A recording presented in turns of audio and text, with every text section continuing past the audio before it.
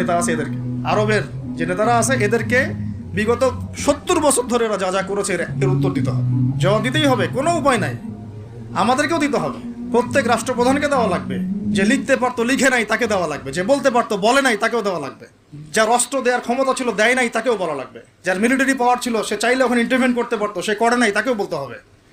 আর যারা ওদের সাথে আতাত করে বন্ধুত্ব করেছে এরা তো মুনাফিক, টাটকা মুনাফিক, পাক্কা মুনাফিক। এরাই তো তারা যারা কাফেরদের সাথে জাহান্নামের তলদেশে থাকবে, মুসলিমদেরকে বাদ দিয়ে মুনাফিক ওই ইহুদি খ্রিস্টানদের সাথে বন্ধুত্ব করেছে। যে ইহুদি খ্রিস্টানরা আমাদের ভাই বোনদেরকে মেরে এক ঝাঁঝরা করে ফেলাচ্ছে, আমি ওর সাথে বন্ধুত্ব করতে পারি? কি বলে আপনাদের ইমান? আর এই কথাগুলো কি উগ্রবাদী কথা হয়ে গেল?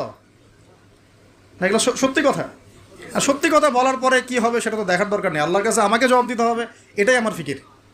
তো যারা দোয়া করতে পারবে তারা যদি দোয়া না করে আল্লাহর কাছে জবাব দিতে হবে, যারা বলতে পারে যদি না বলে আল্লাহর কাছে অ্যান্সার